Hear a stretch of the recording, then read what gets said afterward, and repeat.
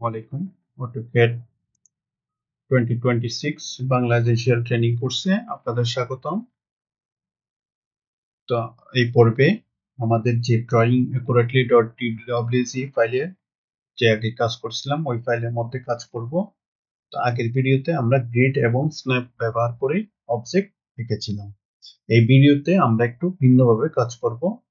এবার আমরা কোঅর্ডিনেট ব্যবহার করে কিভাবে অটোক্যাডে নির্ভুলভাবে বা প্রিসাইজ ড্রাফটিং করা যায় সেটা দেখাবো। তো প্রথমে আমরা গ্রিড এবং স্ন্যাপ ব্যবহার করে একটা সার্কেল আঁকবো।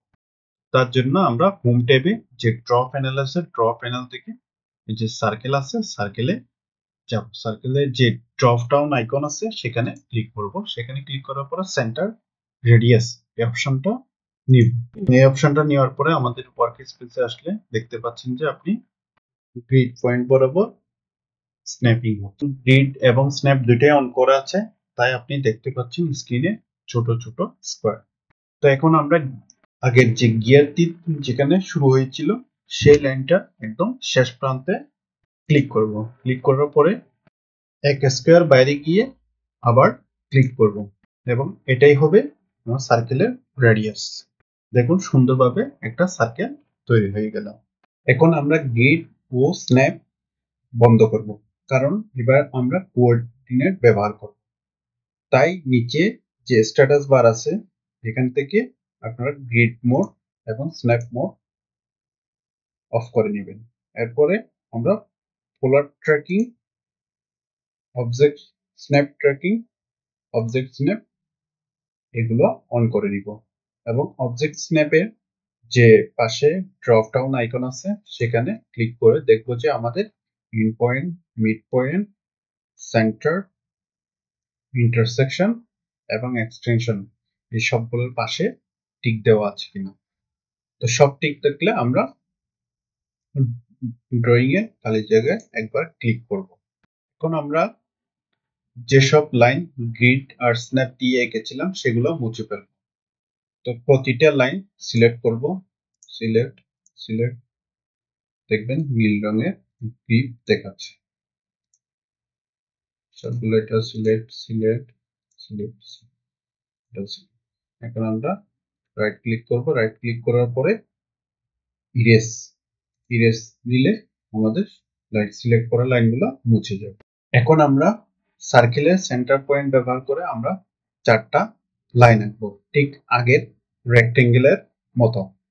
মনে রাখবেন আগের রেক্টেঙ্গেলের লম্ব দিক ছিল হচ্ছে 5টা স্কোয়ার, মানে হচ্ছে 250 ইউনিট, আর ছোট দিক ছিল হচ্ছে 3টে স্কোয়ার, মানে হচ্ছে 150 ইউনিট, আর আমাদের গ্রিড ইন্টারভাল ছিল 50 ইউনিট, তাই এই মানগুলাই ব্যবহার করব।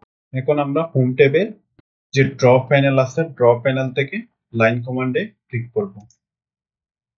তো লাইন কমান্ডে ক্লিক করার পরে সার্কেলের যখন একদম কাছাকাছি আসবো তখন আমাদের সেন্টার স্ন্যাপ দেখাচ্ছে। তো এই যে আমরা সেন্টার স্ন্যাপে ক্লিক করব, ক্লিক করার পরে দেখা যাচ্ছে যে আমাদের ডাইনামিক ইনফো চালু আছে।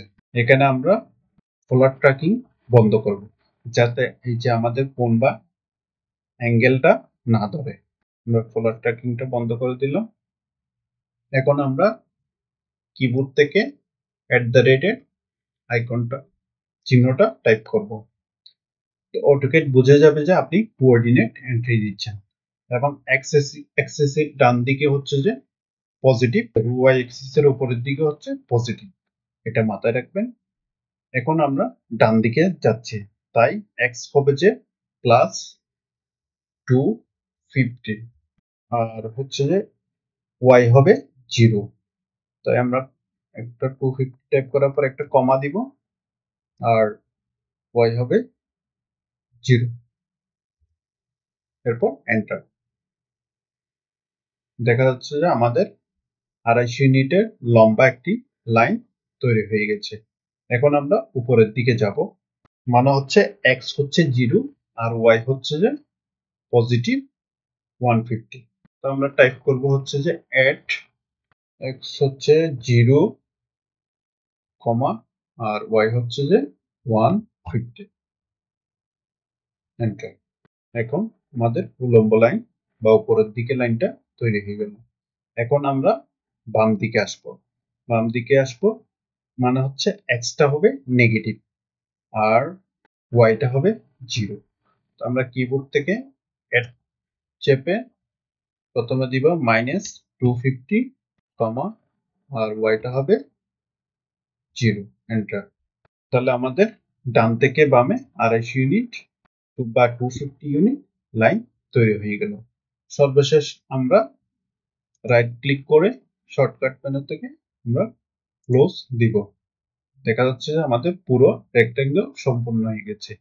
এইভাবে আমরা কোঅর্ডিনেট ব্যবহার করে ঠিক আগের মতো রেক্টেঙ্গেল তৈরি করব।